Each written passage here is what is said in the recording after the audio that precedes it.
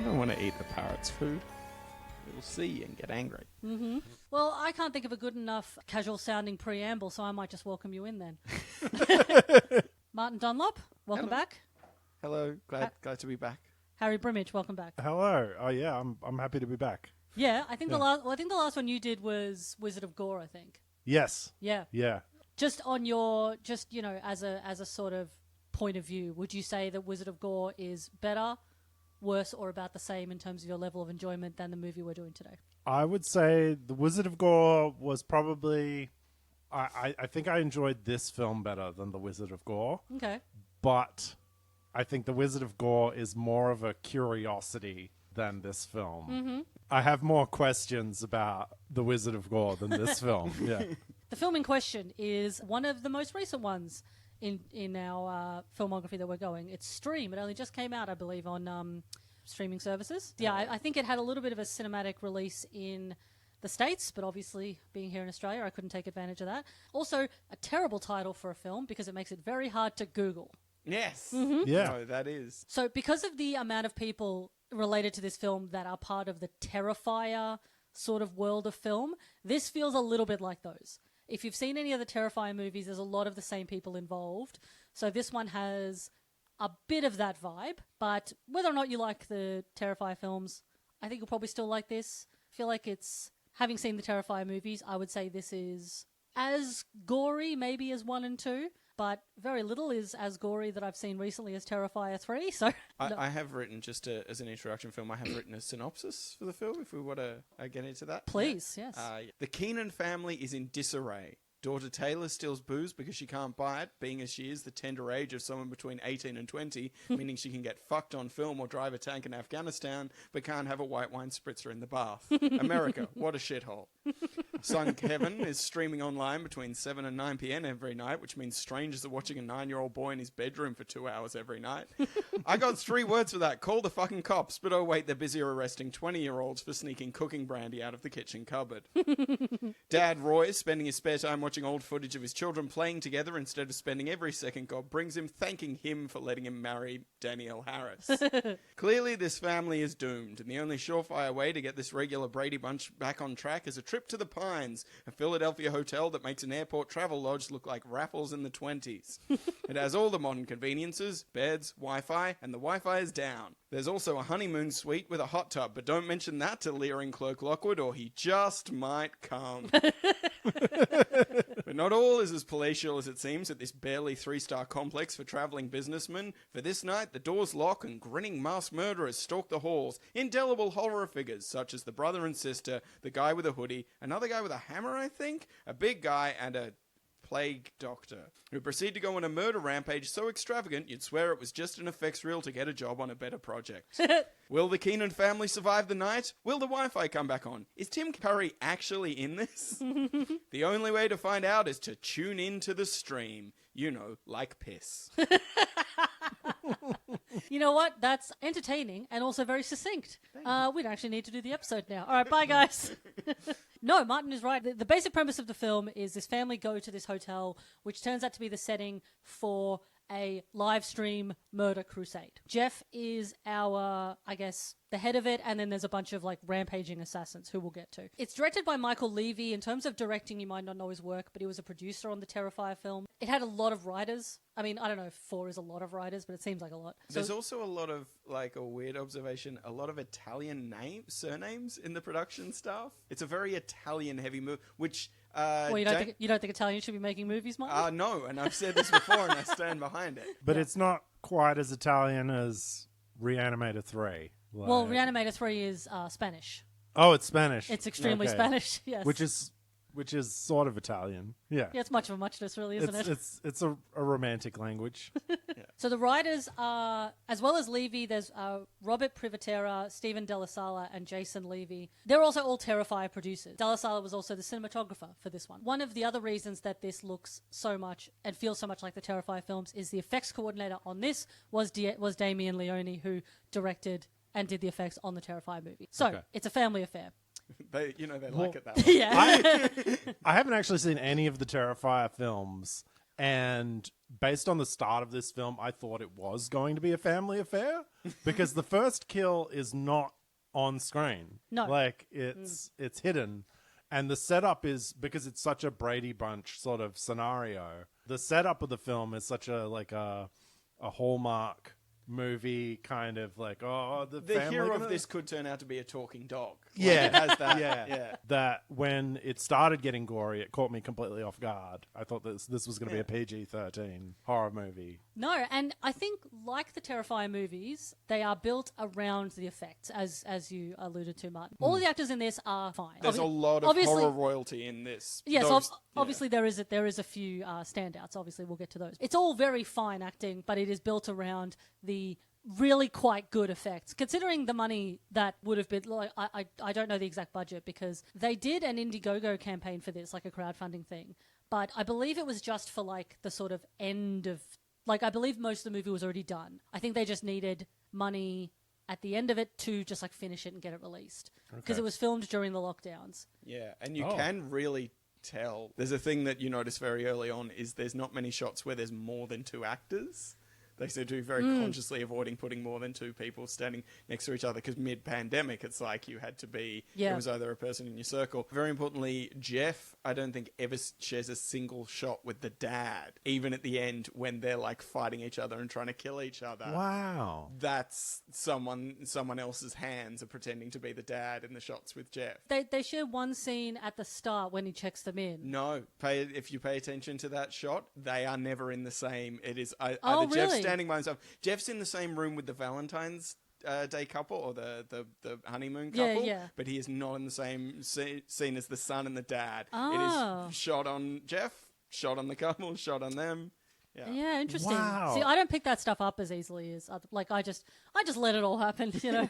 Well, I think of the scene where they're by the pool, and there's like all the 5 guests different come out. characters. Yeah, all the guests come out, and they're all in separate shots. Yeah. and they're all shouting at each other from across. Yeah, and like, they're all different... keeping 1.5 meters They're distance. so far away from each other. Like even the husband and wife, they're standing so far apart. Yeah, Yeah, it's something that you would think it was a little bit weird, but you might not really notice it. But then when someone tells you, "Oh, this was shot during lockdown," you're like, "That makes sense." yeah. I didn't notice it at all. Apparently, until you brought it up. the same is actually true of Terrifier 2. Terrifier 2 was also shot mid-pandemic. And Yeah. No, I haven't seen it, but okay. I would assume that has the same thing of like you realize that this film seems quite sparse. Like, yeah. Actually, I believe that this and Terrifier 2 was shot like almost back to back. So as Martin said, there is a fair amount of like horror royalty in this, who we'll get to when we come to them. Some of their appearances make more sense than others, as we'll see. But the first person we meet is one of those. It's Linda, played by Dee Wallace, who we know from a million. If you're listening to this podcast, you know who Dee Wallace is. Fucking hell. She's vacuuming a hotel. I think she's the manager. She has this interaction with this young guy that is immediately suspicious, and then she's like attacked and dragged away, and then that's like cut into the opening credit, and then we cut to the Keenans. the Keenans, who will be our sort of who we're following now. The I guess hero of the piece that we meet is Roy, played by Charles Edwin Powell. I did kind of laugh when he's like sadly watching home movies, as you mentioned. It really seems like his children are dead because he's so miserable. Yeah. They're not. They just don't like him very much anymore. Yeah, he was like, he sheds a tear while he's watching it, and I was like, just waiting for the penny to drop to find out. Oh, he's a cop and they were murdered by Yeah, whatever this something, film's yeah. about. Yeah. and then we gradually meet all of the characters in the films Yeah. that he's watching and sobbing over. Yeah, it's like, oh, no one's dead, actually. They're No, all fine. They're just rebellious. yeah. The footage is just a little boy and a maybe 12-year-old girl sort of playing in a backyard, and he's crying because he knows that these days are never going to come again. That becomes confusing when the mother says, "Well, we can recreate them. We can go to that amazing hotel that we had such a great time of." And then when we get to the hotel, what are you talking about? Yeah. This hotel? This is where you stay when you just need to sleep after a big road trip. Yeah. Yeah. And as you said, like the kids are fine. Like one is just a streamer He obviously spends a lot of time on his computer. That's awful. And one is like just a rebellious teen. She's kind of a bitch, you know. She gets brought home by the cops for stealing alcohol, and she's like, I don't know why you're making such a big deal of it.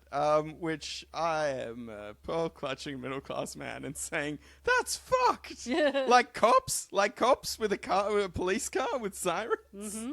Well, as a father, Martin, Yeah. you know full well you don't want your daughter being dragged home by cops. Yeah, when this happens, I'm going to be pretty upset about it. She doesn't understand why her parents are angry at all. Yeah. Yeah, that's why it's weird. Yeah, because the cops bring her home, and one of the cops is like, "Don't let us catch you again, babe," or something inappropriate, and they march off. And then the dad's like, "This isn't good," and she's like, "What the fuck is wrong with you?" The sexually aggressive cops will arrest me again. How bad could that go? Yeah. I'm just bored. There's nothing to do in this stupid town. And I'm clearly 24. So Roy and his wife Elaine, played by Danielle Harris, who is in Halloween 4 and 5, as well as the 2007 Halloween as Annie. They decide on this little vacation to the Pines, which immediately sounds suspicious. The Pines sounds like a bad place. The Pines sounds like where you go to be murdered. There's that creepy Nirvana song about it. Oh, the Lead Belly song, yeah. My girl, don't lie to me. Tell me, where did you sleep last night? Come on, tell me, baby. In the pines, where the sun don't ever shine. I was shivering all night too. I just think of Oh Danny Boy. The pines are called. Yeah. That's not the lyric, mate. Isn't it? No, it's the pipes. Oh. Pines can't call, it's a tree. Okay. The pipes are calling. The pipes are calling. Yeah, Okay. I don't know why. I don't know what. I think Danny Boy must be a plumber. Okay. Do you know anything about that? You seem like you The would know about pipes, that. are they like church organ pipes? I think it's just the idea that a lot of Irish boys were called Daniel, maybe. But what do the are pipes they have to do like with it? destined to be plumbers or? Maybe they mean like literally like a flute. I think they mean a flute because it says from glen to glen and down the mountainside. Yeah, a flute is an Irish sort of instrument, Yeah. like a panpipe. No, that or seems like their simple brains would comprehend such a device. Yes, a it is. hollowed out stick. I feel I'm Irish enough, I can say that. So we do eventually see Dee Wallace's death. She gets a drill in the head, which I think happens a couple of times in this movie. You don't see it like most of the deaths. You do actually see the thing going on, whereas we Yes. just see some pretty good blood hit the floor. Like it's not the thing of like the viscosity's all wrong and the colors too bright or whatever. It's like no, it's sloppy. It's nice. Yeah. Yeah, but we see the drill, we see it next to her head, and then it Yeah. cuts see to a blood. shadow on the floor and blood sprays across the floor. Yeah. So that was sort of the level of violence that I was expecting. And that's from not the what rest. happens. No. No. When we get to the Pines, we meet our mate Jeff. So he's Mr. Lockwood. Ostensibly, we're meant to believe the proprietor of this hotel. Not so much. Taylor, the daughter, she finds a couple of young Frenchmen in the bar who are definitely French. Gotta be totally French. A French guy that she takes a particular shine to. I don't remember his name, but he has the face of a living Mac tonight.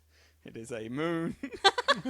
It is a crescent, long face with a curving nose like an evil witch. I'm going to do a side-by-side on that one because probably I was too distracted by his pan-European accent. So there's a bunch of groundwork laid in terms of like, this is a bad place to be. So the hotel doesn't have any Wi-Fi or credit card facilities. The bartender is really weirdly flirtatious with everybody, like super horny. And I need to step it. So he flirts with the mum in the family in front of the daughter.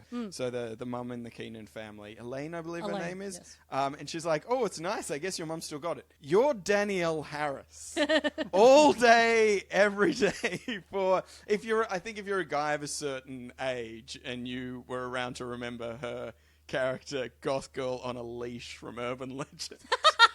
Then you may understand why. But even, like the Halloween 2007 as well. Like, I don't think real life Danielle Harris is surprised when a bartender hits on her. I think in this movie she's made to look very plain because she's a mother. I think all the toned down makeup in the world probably can't quite scrub it off. So She's a good looking woman. is she well known as like a sex symbol? I've never heard this before. I mean, Jennifer Connelly I hear about all the Among time. horror fans, I would say. Okay.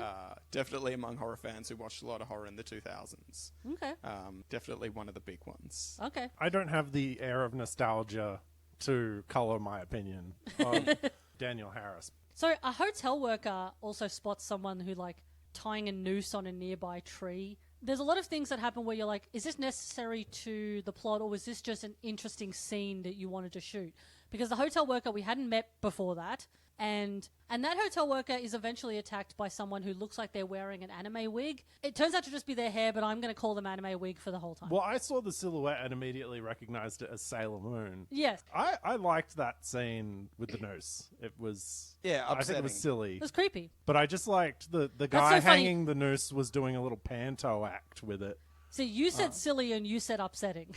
Well, I think it's both. I think Okay. it's sort of like it's in the way of the Art the Clown things in Terrifier. Like Itchy and Scratchy cartoon come to life, but then that actually being in real life is kind of disconcerting. Well, yeah, you're right that he does like a panto. He's like pointing at it and then pointing at her and being like, ah. Yeah, and then he just runs straight at her, but he's flailing his arms in Yeah. the air, like... It is creepy. And then the young man that we met earlier is putting up like cameras in the hotel, and he mentions that they run on Wi-Fi, but they don't actually have Wi-Fi.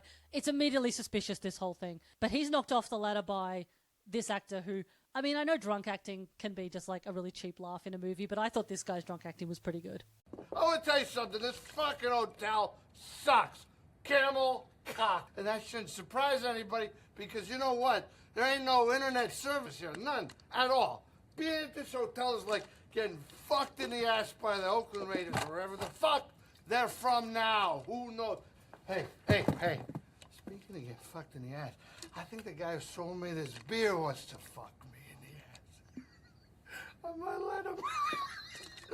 I'm sorry. It's just a little bit of levity in this mostly sort of upsetting film. I do enjoy how often Elaine keeps calling out her bitchy daughter for being such a bummer. Like, she just keeps going like, can you just fucking relax? But And it's also just- I found it very repetitive because it's like, I get it. I get it, guys. I get that the daughter is unhappy to be here and we've gone to the hotel, terrible hotel, to make the family happier. Yeah. The thing I liked about this movie is that Jeff gets to do a lot. He's a big part of it. I quite like this, and a huge part of it is Jeff, rather than, because, you know, in the course of this podcast, you've had to watch so many very bad movies, and you watch Jeff valiantly battle in dreadful conditions. Whereas this, it gets to be kind of his shining spotlight. He's like late 70s Vincent Price. He gets to be really horny in this, which is Yeah. gross, and he's clearly enjoying Yeah. that you get to do this. Yeah. He gets to be the voice of the whole film because he's like doing the announcements as the killers are stalking around the hotel. Yeah, I sort of compare this to Would You Rather in terms of his career, because the character is reasonably similar to Lambrick in that movie. I would say probably just a little bit more amplified in terms of lasciviousness, as you mentioned, psychopathy, and the sort of psychotic glee that he gets out of the things. He's also more hands-on. Lambrick doesn't do much. He gets everyone else to do things for him. Jeff takes out a lot of people himself in this movie. Yeah, which and is gets fun to covered in see. blood and everything. It's so cool. It's fun, yeah. It's fun to see him being like a, scream queen again. He knocks out a janitor who wasn't meant to be on the schedule, so he's just there. A guy with like the biggest ears I've ever seen. Yes. Yeah. Yes. Quite. Striking looking man. Yeah. Yeah. You know, I don't like to point out anybody's physical attributes, but he could have been Mickey Mouse. When did we all become such bitch? Yeah. When we degrade hardworking actors in difficult conditions during a pandemic. He was a pretty good character actor. Yeah. That guy. That guy is played by Mark Holton. The character is called Ozzy, and I think that's because he played Ozzy in Leprechaun in 1993. Oh wow. Yeah. Cute. Been a couple of deaths of ancillary stuff. There was a lady who was leaving, gets murdered outside, like you said. The Jeff kills the janitor, but things still haven't kicked off properly yet. No, because Jeff has to say this. Yes! Showtime! That's how you know things are going to happen. So the horny bartender is the first really graphic kill, I think. He's in the arcade of the hotel. The hotel has this arcade. I think he's a general fix-it guy because he's got a bag of tools and he's trying to fix the arcade machine. Yeah. And then he gets out and plays on the arcade machine. Yeah. and has just a wonderful stream of consciousness monologue that travels. It's lovely. It's like something in old slasher movies where he's just talking about how much he's going to fuck this video game for so long. Yeah. Yeah. He's sort of- while a clearly very dangerous, like, Leatherface character creeps behind him. Another thing in, like... that's sort of typical to those early slasher movies is like not recognizing the danger that you're in. Like this character's like, yeah, I'm gonna fuck this machine. Hey, buddy, you're standing there is distracting me. Get out of here. Distracting me from how much I'm gonna fuck this video game. Meanwhile, this incredibly menacing, very still man is just standing there for several minutes. That feels like you should pay attention to that. But he doesn't, and he gets his eye bopped out on the joystick of the arcade. And then his nose cut off with, like, I don't know what kind of scissors those are. With a pair of secateurs. The secateurs, that's a word I was trying to think of. Yeah. Yeah, the little secateurs you would use for, like, rose thorns. So we meet, the character is enormous. Yes. First sort of killer you get a good look at.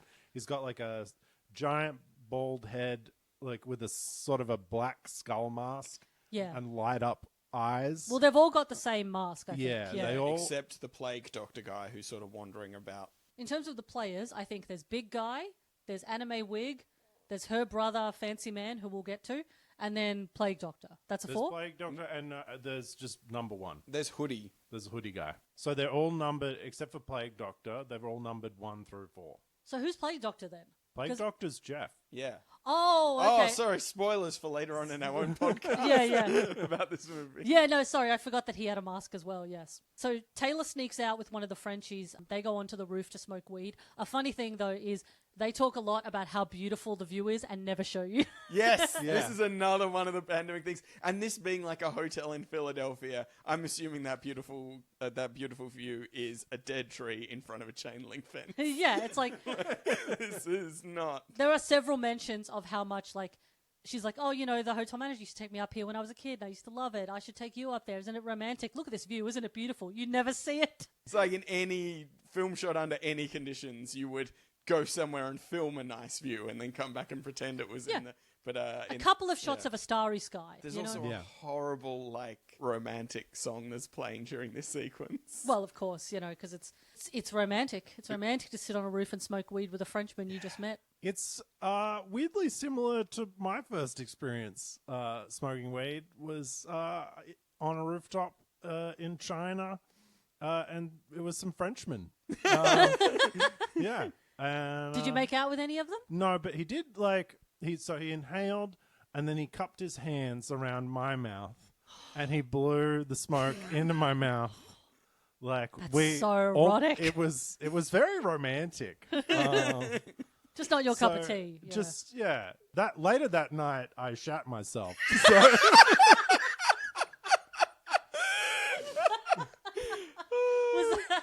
Was that the weed or unrelated? Yeah, I think it was.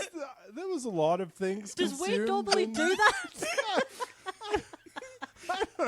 Maybe French weed. Yeah, okay. Maybe it's That's how they stay so thin. Yeah. Oh, I'm so sad about this this lost romance you could have had with this erotic smoking Frenchman. Had you not lost the run of yourself? I guess.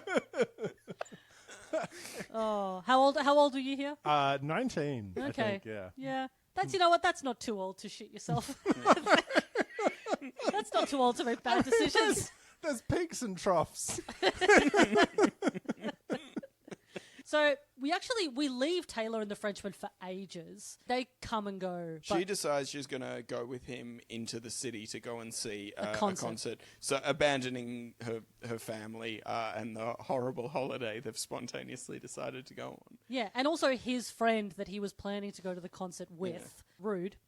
But the friend had both a lot of weed and a lot of cocaine, so I'm sure he's fine. He got upset that he wasn't allowed to smoke weed in the hotel room Yeah, because they have smoke detectors. yeah. Which I was surprised, and they're like, "Oh no, in America, welcome to America. We have smoke detectors in our hotel rooms." European listeners, please let us know you can't smoke in European hotels. No, I think most places in the modern world have fucking smoke detectors. Yeah. Like it's that is weird. Does he die? The other French guy?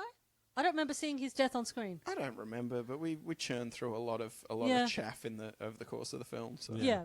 Well, the anime wig killer and Fancy Man, they've accosted a young honeymoon couple. There's a needlessly long sex scene here. I'm not like anti-sex scene in movies, but it felt pretty gratuitous. I was trepidatious about watching this because I've never wanted to see the Terrifier films because it's like, it's not really what I get out of horror generally is long scenes of gore and sort of people being tortured. So I've always been reticent. And I know, people say the films aren't as much like that, but Lisa sent me this film and I was scanning through it just to make sure the sound all worked and everything. And it landed on this scene of this naked woman getting cut up and she got like punched in the face and I was like, I don't know if this might not be my thing. Fortunately, that's not what most of the film is like. No, and I would say, I wouldn't even say there's any real, there's no sexual violence in this. Absolutely not. No. There's, this couple happened to be naked because they were fucking in a heart-shaped jacuzzi, which that was distracting because I was like, oh, fuck yeah, a heart-shaped jacuzzi, that'd be sick. On a carpeted floor, though, that upset me. Oh, look, there is something about a carpeted bathroom that I think is quite fun. I'm sorry, Martin. Oh, my God. I know, I just felt Martin. Get out of Imagine my putting putting your bare foot on it and it goes squish. I'm just a fan of the 70s. So, Fancy Man, the reason I'm calling him that is because throughout the whole movie, he is very flamboyant, big and theatrical in his kills. And I realized why. It's because that is David Howard Thornton, who is Art the Clown in the Terrifier movies. And that is a huge part of the characterization of Art the Clown is also that. So, Oh, okay. Yeah.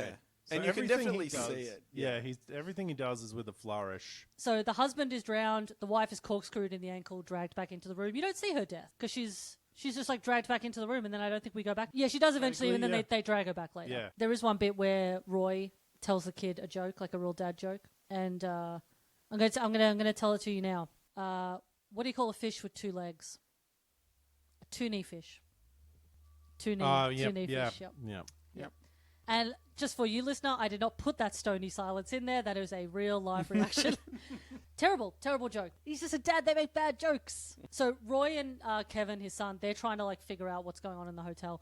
They notice all the outer doors are locked, and then they meet Dave, who's an ex-cop. He is Tim Reed, who was the original Mike in the 1990s It.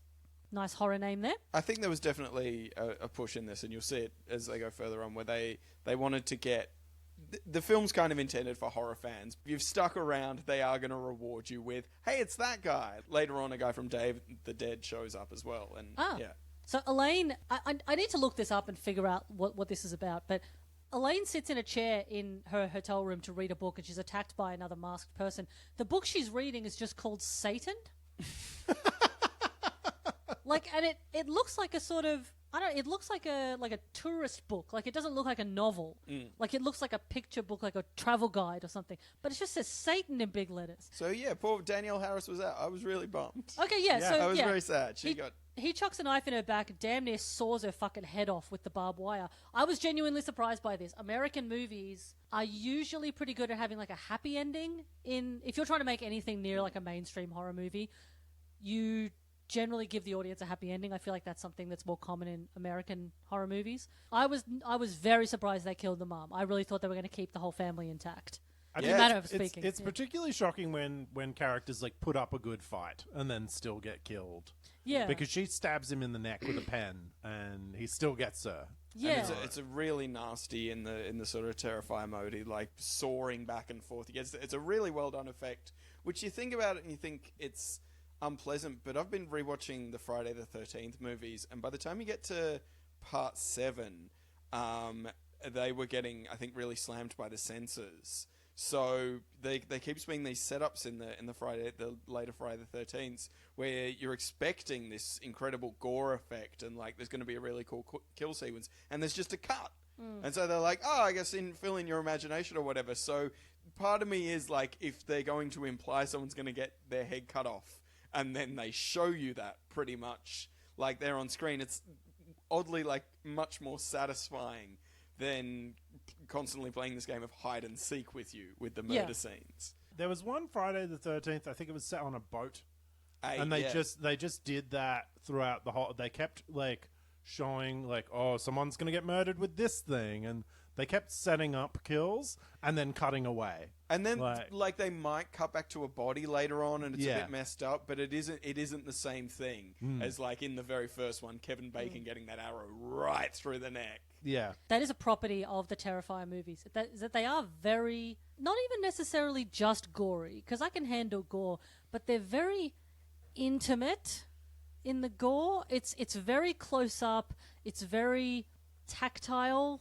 It's also very drawn out, which makes a big difference. There's a couple of kills in, and I'm not going to talk too much about Terrifier 3, but if you haven't seen it, Terrifier 3 is, look, I'm a very seasoned horror person. I've seen a million horror movies. I do not get scared. I don't even particularly really get grossed out. But there's a couple of scenes in Terrifier that even I went, that's a bit fucking much, actually. And there's a couple of them where I'm like, I don't know what my problem is with them, because obviously I've seen a million things. I think it's the combination of the level of gore and the sort of suffering of the character. It feels French. It feels like a French extremist, like your miserable sort of French extremist movies. Are we playing like Europe Bingo? That kill was particularly upsetting, but also the fact that I thought we were going to have that character to root for. So it was very jarring that she wasn't. But Elaine's gone. We go to Lockwood's control room, where he's running this sort of streaming empire. The room tells us a bit more about like the game of play. Like there's points are awarded, there's a rolling chat, there's points for like creativity and stuff. There's a whole business around this. A thing that Jeff keeps doing in the movie, which I don't think it's related really to the plot, but I think they just liked the idea of this flourish, is that he keeps rolling dice. I think they just like the way that looks, and it's kind of like a good like character note. It's a good shortcut to like, this man is sinister, because he doesn't need to. I don't think the dice actually, like, he doesn't roll the dice and then press a button. I don't think they don't result in anything. No, like I think he never like decides whether or not to do something based on the dice, which you would imagine it's like a Tommy Lee Jones, not Tommy Lee Jones, Two-Face, the character he performed. Tommy Lee Jones is a healthy man. Should not, as far as we know, does not decide things. I think they just liked it as sort of like an eccentric quirk, maybe. Yeah. Kind of like when a guy always wears bowling shoes or something. I saw somebody refer to the film, like, so they reveal the streaming empire and the people are all, must be watching these murders online and, like, betting on who's going to win. And I saw people refer to it in the film, they're like, oh, it's got this, like, modern edge that comments on our society. And people coming away from this film thinking it has anything to say about our society makes me want to die. There is a couple of points where this film is trying to have like a capital M message about like technology and stuff, and I'm like, that's not what this movie's trying to do. This movie should not be overreaching its hand here. But there is a bit where we cut back to Jeff and he's conducting classical music, which is just like another like sure sign of a villain. And he also gets like fun quips and stuff like this. Yeah, I can't help you. Please. Just listen to reason.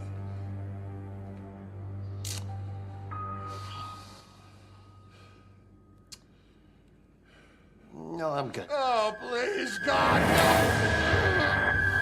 Oh, and Jeff has a wonderful weapon that they give him, which is sort of a really sharp handheld drill bit. It's like a dagger with a drill blade. Yeah. So it like would really open you up. Almost like an old doctor's implement.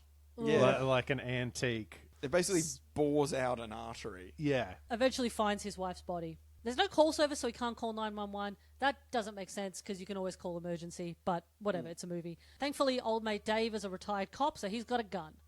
And as we see in the film, he is a bad fucking cop. Lockwood does this announcement over the PA and the guests start congregating. That's the scene we were talking about where no one's like close to each other.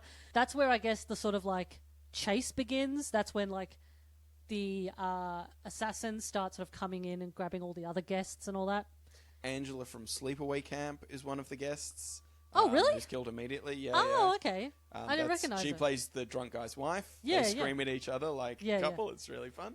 Is that Bernie from Weekend at Bernie's the dude who gets his head crushed? Surely that actor is dead by now. No, he's in this. Is he? He's cast, yeah. But I don't know if that's him or like I'm bad at recognizing faces. He might be the old guy. See, later on. I'm bad at tracking names. Like, there's a bunch of characters who I was trying to figure out who they were based on their names, but there's also a few actors who have very, very old pictures on their IMDb, so I couldn't tell who they were in this film. So the ensuing scene where several of the guests are brutally murdered is made all the worse by the fact that Dave is the least realistic American cop we've ever seen, in that he doesn't shoot the masked killers.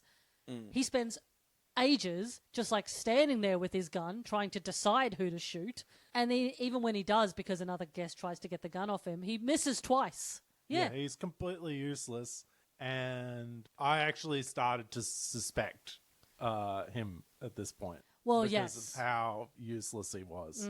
Though, when you go to the reveal, there's actually no reason for him not to shoot the bad guys. Yeah, Actually, he should be trying to kill them. I mean, maybe they only did that so there's a hint of suspicion now. Oh, okay. There's not a good character reason, but there's an audience reason Oh, okay. for him to be useless in this scene. Yeah. he is suspicious, and I mean, look, you can probably guess why, but for the sake of podcast, we'll just leave it there for the minute. Kevin manages to hack into the hotel Wi-Fi, like the one that the killers are using, and he watches the murders, and then Lockwood somehow hacks into his iPad and starts talking at him through the iPad, which is creepy. There is one scene that annoyed me because there are some things that I'm like, if you do this in the year of our Lord 2024, that is so hack. You know, when people just do things that are so old hat by now. There's this trio of people who, again, so much hornier than the film needs to be, but there's like two girls and one, I think, gay guy, and they're in a hotel room together. And they spot, I think, the brother and sister assassins down the end of the hall. And then they're like, oh, kinky. It's like, don't be horny right now. You don't need to be. And See, I quite enjoy that stuff because it's like, Oh, you obviously would. they're going to get killed. And it's... So I like how blunt that all is, where we know what's going on. All the actors know what's going on. The director knows what's... No one involved in any of this equation is unaware of how the rest of this scene is going to play out, which is the silly, horny teenagers are like, oh, look at those people. They're pretty sexy. Well, you're not going to think they're so sexy when they're cutting your head off. It's just very, you know, it's almost comforting how lazy all of that is. All right, you can call it comforting. But, I mean, the thing that mainly annoys me is that the two killers skip merrily down the hallway to the sound of children singing, playing from somewhere. Don't know where the music's playing from. That's the thing. When you watch a lot of horror movies, there are things that you see all the time, and you just think, oh, people don't do that anymore. But then they do, and it's like, surely you, as a person who makes horror movies, surely you have seen that a million times. Why would you want to do it? I think this movie intentionally does things that we've seen a million times. Like, it's definitely, I think it's a horror film for people who like horror films, and they definitely, I think, I don't know if that's a direct reference though, or It feels like an idea that the guy who does Art the Clown would think is great. Is that idea. Because it's very, you say, oh, that's, you know, cringy and, you know, obvious. And, you know, that's been done before. And it's like, yeah, but I want to do that cringy, obvious thing. That looks like fun. There's literally nothing new in this whole movie except the streaming online angle. And even that at this point is like 30 years old. See, I thought that some of the kills were fairly inventive. I mean, I feel like that's one of the things that the Terrifier movies have going for them more than anything else, is that the kills and the violence is creative, because obviously people are getting better and better all the time with practical and special effects. You know, like the one of the people in this scene, the way he dies is they carve a game of noughts and crosses into his chest and let him bleed to death. That's pretty interesting. I haven't seen that in another film. But then other parts of it are, like there's a few, and again, this is probably something that watching a lot of horror movies I see all the time. You know, like and again, it's such a small thing. I don't know why it annoys me. But you know that thing that a lot of killers do in movies where they do the curious head tilt? Yeah. Because Michael does it in 78. Yeah. Yeah, and it's like, I hate seeing characters that still do that because I'm like, that is so old now.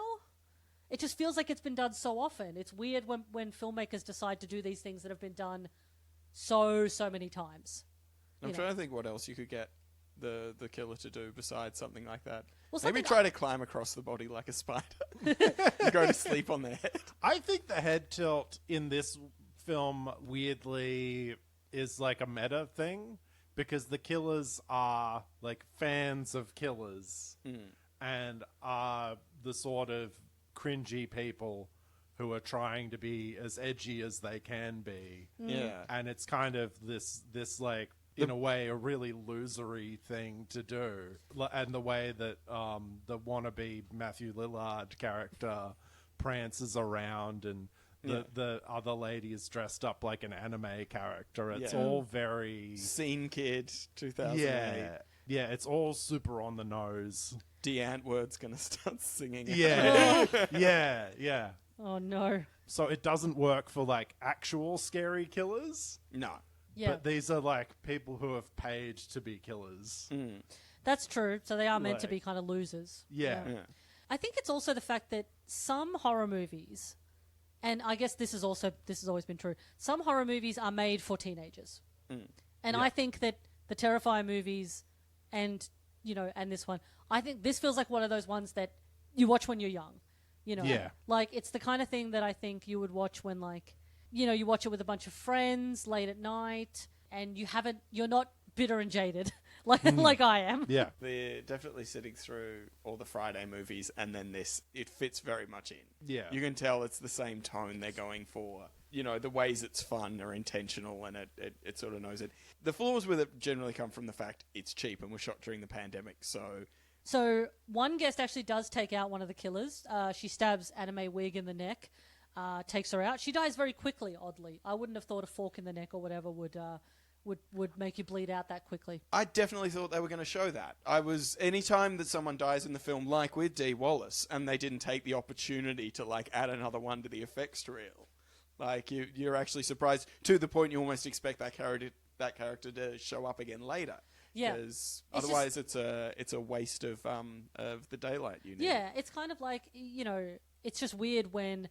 This is the whole thing about this film, is the deaths and the violence. So it's like, why wouldn't you do something more with it? Like, to have a character die that quickly it was just very surpuring. Yeah, it's not a very satisfying kill. And she just falls over. Like, she doesn't even really bleed out that much. I think, you want to... I think you want to make your film, like, revenge kills have impact. Like, because these are the killers. Yeah. That guest dies anyway because, she manages to escape and then she is shoveled through the neck by another of the killers. So Dave and Roy, I think, shoot one of them. Taylor and Frenchie finally get back. Like, they were driving for a million years and then they finally came back. But they are immediately murdered. They're run through, like, with a long sword or dagger or something, but, like, one in front of the other, like, skewered, like kebab. I will say that the scene where Taylor and the French guy decide to come back, weirdly I quite like, because there's a thing of so the daughter and this French guy, she's like, yeah, let's run away from my family on vacation and we'll go see the concert, and she has what I feel like is a very realistic teenage thing of almost immediately as soon as she's done it, she goes, oh wait, no, that's really horrible. Yeah. Actually, can we go back? My parents will be really sad. Yeah. I think it's actually quite, yeah. Yeah, she does regret it, which I think makes my problems with the ending of this film all the more apparent, which we'll talk about. As we mentioned, or alluded to, Dave was in on it. The cop, he was in on it, and so he lets Roy get attacked by one of the killers, but he's a cheater, apparently, so Jeff kills him. Drill in the head again. I'm not entirely sure what Dave's part was in this. He seems to imply that he's going to get a lot of money for something. I think he bet on one, made a big bet on one, and then he rigged the game so that one would win and he would get a big cash out. How would he have known either that the game was on, or how would he have avoided getting himself murdered if he was... Because theoretically, all the guests are free game. Yeah, that's the thing. All the guests have to be dead by the end. So if you've checked yourself in, you're going to be dead by the end of the night. Yeah. I don't know how that planned. I think he was just like, well, I've got a gun, so I'm safe. I don't know. It was very poorly thought out. And then when he did get to he gets to the base, Jeff's base, turns out that he was wrong anyway and wouldn't have won the money. Yeah. Because the kid's still alive. Yes. So it turns out that Taylor was, Taylor and Kevin are both still alive. I want to say that I really liked Dave's death. Was with the drill. With Jeff gets him in the side of the head, and the drill comes out where his eye is, and the eye comes out and like spins around on the drill and flies off. Yes. And I thought that was really good. Yeah, and that's what I mean about these very creative methods of violence and death. It's Yeah. a good bit of gory fun. And I also feel like, on a fundamental level, not that I've ever seen that happen to a real human head, at no point are you ever even vaguely under the... Like, you're watching an effect, and you know that, and you laugh because it's silly. And That is the difference, I think, between all horror movies. That is the difference for me in terms of how I feel about a scene of violence, is how realistic it feels. Like, that's why I think and most people I think would say, have more of a problem with sexual violence, because it is often more... A, realistic in terms of how it's portrayed on the screen, and also B, more realistic to what could actually happen to you in real life. Yeah. Whereas somebody having noughts and crosses carved into their chest is unlikely in real life. And so it feels a bit sillier. Well, I forget who it was. Who's the person who said the thing about how, like, if you want the audience to scream, don't cut off someone's head. Get one of the characters to get a splinter. Oh, yeah. Yeah. It's kind of like how one of the most grotesque films you can watch is any of the Jackass movies. Oh, when he gets the paper cut and the webbing in his fingers? I want to fucking die when I watch that. Oh my God. There are more things in Jackass movies that I have to cover my eyes for than in most horror movies. Yeah. Yeah. Love them. Love those boys. I think that's why I always think of what's it called? The stomping in Misery. Or they knock his ankle. His feet. Like, we've all sprained our ankles before, and we know how much that sucks. Yeah. Like, so just seeing that. Because is it's not gory, but you can No. imagine the pain. Yeah. Yeah. Yeah. There was that drama movie from a couple of years ago, Swallowed, about the woman who had pica and keeps eating things that aren't food. Oh, yeah. I was full, like, both hands over my face, like, I can't look. I can't look. It's pretty rough, yeah. It's agony if just Thumb getting attacks. a hair in your mouth. Yeah. Like, So Roy dresses up like the player that he managed to take down so that he can walk around in disguise. And he kills the last remaining player to save Kevin. Jeff sees this, of course, and goes to take down Roy himself. Here's another little fun speech about Jeff and his sort of overview of humanity. You're a sick man. Oh, come on. Games are as old as the world. Right, Kevin! What are you talking about? A game? These are people's lives, for Christ's sake. Oh, come on. Pigs, cats, dogs, chickens, monkeys, people, what's the difference? It's a sport. It's the oldest sport. It's in our nature. Greeks, Romans, Aztecs, Mongols, they all did it. We do it. And now you. Now you. Joining that long history, because tonight, Roy, you are a gladiator. Roy beats the shit out of Jeff, rather anticlimactically, which you think, for the moment. And then Taylor comes through in a sort of moment of heroism and stabs to death what she thinks is one of the players. But it's Roy. Oh, no. Her fucking dad. Aww. That is such a bummer, dude. Like, it's... just cementing that she's the worst daughter ever. Oh, it's just... Because you really think that it's going to be this sort of, like, circle thing of, like, she's going to redeem herself to the family that she continues to betray, and she'll help them. And she couldn't save her mother, obviously, but she could have killed Jeff instead. You know, and then they all could have got... And that's the thing. We stayed with Roy for the whole movie. Yeah. He was meant to be our hero. We didn't give a fuck about Taylor. She was barely in this movie. It definitely sets her up as having a redemption arc. And I think I did like that, like, she comes back and just fucks up even harder. Yeah. Like, she's just a fuck up. She just fucks up everything. But she fucks up, and so, like, it's kind of miserable. Like, just the way it ends, like, knowing that even though she survived, she killed her fucking dad, and that these kids are orphans now, and that the hero that we were following for the whole movie dies, like, just as he believes he wins. Like, it's... So maybe this is me just being new to these films, but I felt nothing. Yeah. I just absolutely... Killing the dad, I was like, sure, whatever. Part of me was almost like, look, as long as you don't kill the little boy, I think I'm fine. Like, I might arc up a bit if you do that, but otherwise... I think having the kid in it was also one of the... I was like, this is going to be a PG-13. Like, Yeah. I think... And I've seen a couple of horror films do this, where they have a kid in it at the start, and you're like, oh, well, nothing bad is going to happen because there's a child in this movie, and then awful stuff happens. Yeah. Some movies, like, I've realized, like, some movies will just kill a kid. Yeah. Like, you don't think they're going to because it's a bold fucking move to put in a movie. Yeah. But some will. Recently, there was that film. There were two films that came out. One was The Black Phone, which was the Blumhouse one about the kid being caught by Ethan the serial Hawke. killer. And then there was another one that came out called The Boy Behind the Door, which was about two kids getting kidnapped by basically some kind of pedophile operation. And I saw both of them. And The Black Phone, I kind of felt nothing because I was just like, this is, I think, Blumhouse funded, normal. This kid is fine. Yeah. Eventually he will overcome the serial killer and escape. This is not going to have, they won't make you follow this kid all the way and then end in a black pit of despair. Whereas The Boy Behind the Door, which is probably a much worse made film, because it was sort of quite independent and low budget, like watching it, I was genuinely getting very upset because I was like, oh, they'll just kill these fucking kids. Yeah. Like, they'll kill them and make you watch. Like, there's something, this feels way more unhinged because nothing about this is like, feels comforting and like it came out of a good production factory or whatever.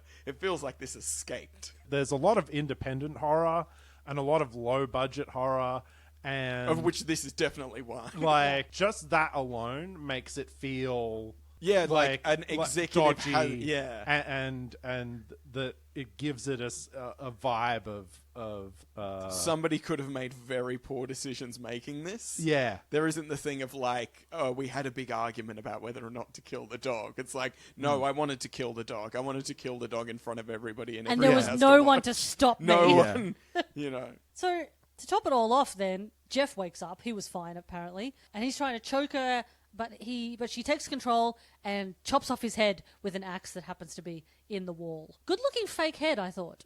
Yeah, it's definitely, it doesn't look real, but it does look like, it's a good-looking fake one. Yeah, like it looked like Jeff. Yeah. Yeah. She is at least in the same shot as him. So as the kids are dealt with by the ambulance, once everything's, the dust is settled, we do see various people like checking their phones, to see their wins. And it's this idea that sort of like, all the people that you would never expect are actually involved in this. It's so insidious. It's everywhere. Blah. Which one of our Hollywood royalty guests comes in. Actually, well, both of them come in right at the very end. One is even after to mid-credits. But the sort of end of the film ends with Tony Todd from Candyman. He ends the film with this sort of like goodbye monologue about, how the game will always continue, and he's like the new Lockwood or something. There are actually 3 characters in this movie technically called Lockwood. I'm not sure why. I think it's maybe the idea that Lockwood is like a code name. Yeah, it's setting up like a kind of Purge universe where there are these murder competitions are happening all around the world. The monologue is impressive for how little it makes sense. I don't know if you want to play any of it at the end, but it is. Yep, yeah. Well, I mean, you can listen to some of it here, and you can see if it helps you understand anything about the overarching ethos of this game. They say that one's true character can be revealed in the face of adversity.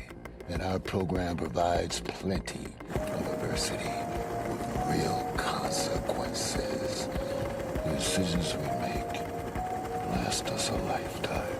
Gibberings of a street corner madman. It looks cool. It's like a sick Nike commercial. Well, yeah, because he's kind of like talking directly into the camera of a camera that's in his limousine, I think. And then they burn the limousine. And they burn the limousine. Because it's cool. Because it's cool, because they wanted to.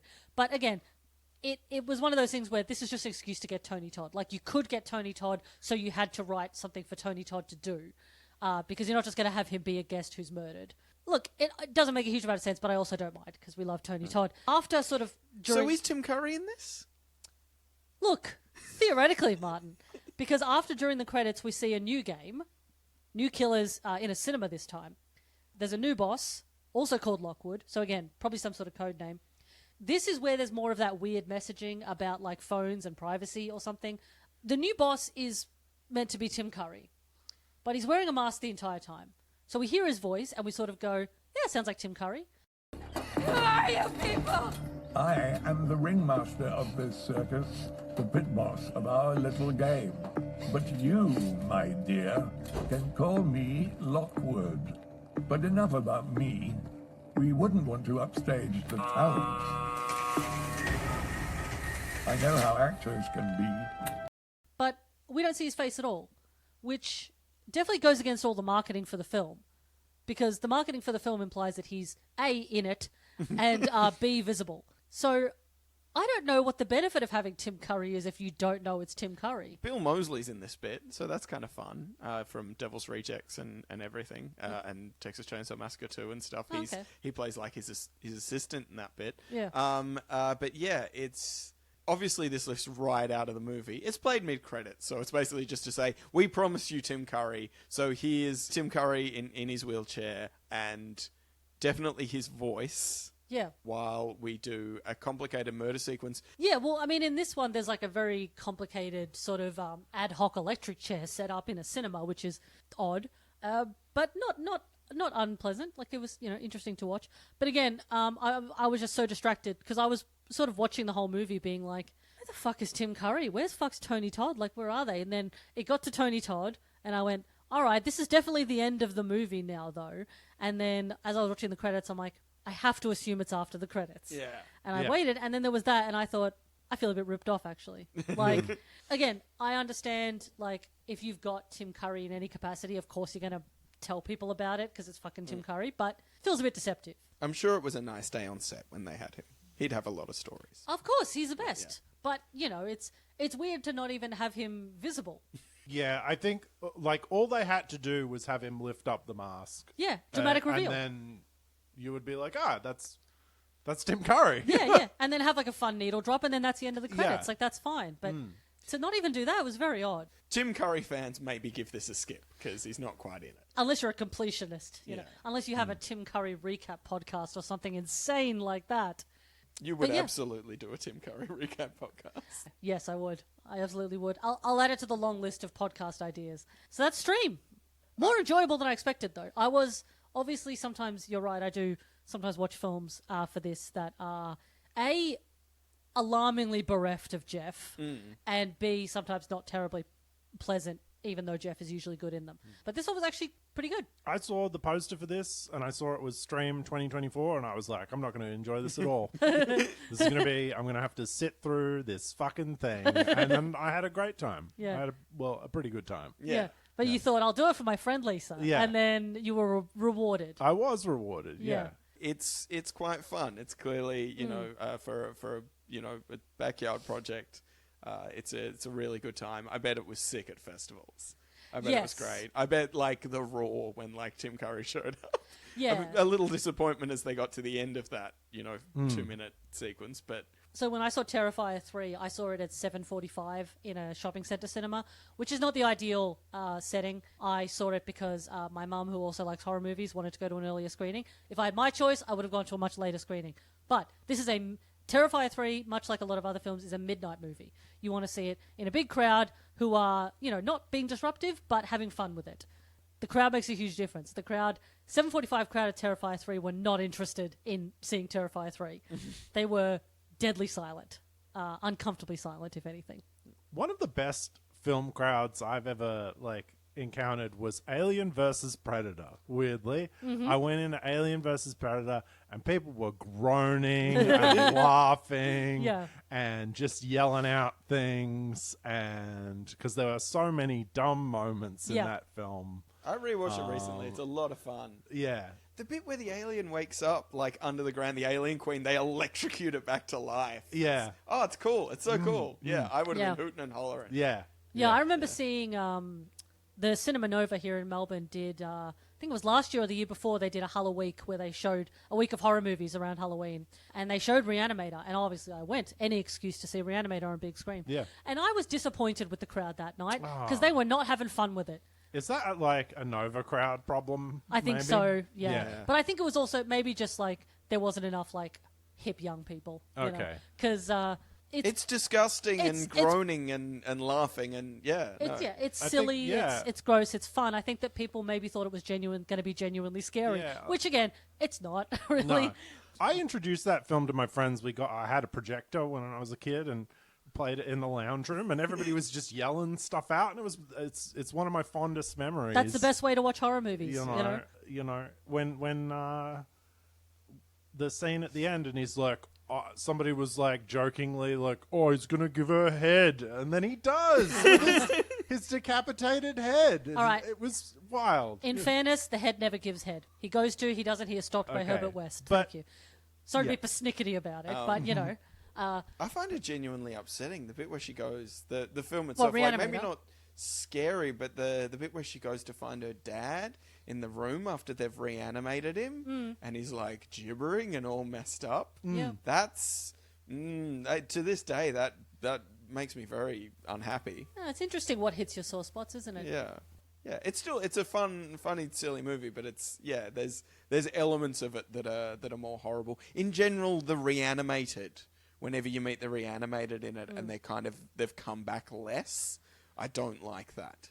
So you prefer your zombies to be like completely mindless? Yeah. To have no sort of sense of their former self? Yeah. Yeah. Whereas the fact that they're like A little they're bit back themselves. and aware and unhappy and it not quite working. So you would really like watching a serious drama about Alzheimer's would be awful. Yeah. Like, yeah. Oh, yeah. yeah. 100%. We saw Yeah. what was it? Still Alice. Yeah. with Julianne Moore, and that Yeah. makes me bad. That's sad for one of the weeks. most upsetting films. Yeah. Yeah.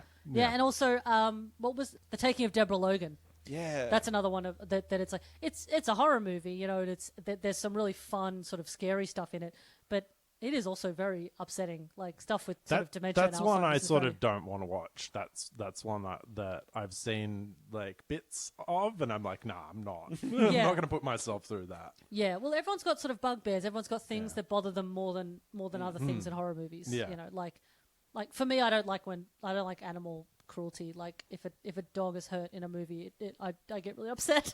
I don't like people getting eaten who know that they're getting eaten. Oh yeah, Yeah. no, That's my thing. Ah. So How often does that happen? Deborah though? Logan, weirdly, like halfway through Nope, like the scene where they're in the tube. yeah, and I was just like, I turned white, and I was like, I don't think I can watch this movie, Jess. Like, I thought I was gonna barf then and there. That is so specific, though. Yeah. How often does that even? Apart from It doesn't come up much. Apart from what's the Silence of the Lambs sequel, I think. That's different though. I hate that bit too. Actually, that No, gets- it's more like Anaconda. Like if people Okay, get so eaten full whole. engulfing. Yeah. Okay. You're like an anti-vor person. Yeah. You got a problem with vor? Well, Harry? yeah. It's a Fucking normal hate thing. Everyone gets a little boner when Hercules gets eaten by that big snake. No, mine goes in. Your hateful attitude. just Wow. disgusts me. I never thought you were such an anti-vor. Wow. Look, I'll state it on the record. I'm not a vor guy. No. Wow. People are going to be shocked and dismayed to learn this about Yeah, you. I think especially your audience, Yeah. Timo. Just trying to think of different line reads between, oh no, I'm getting eaten, and oh no, I'm getting eaten. Oh no. No, don't eat my big juicy butt.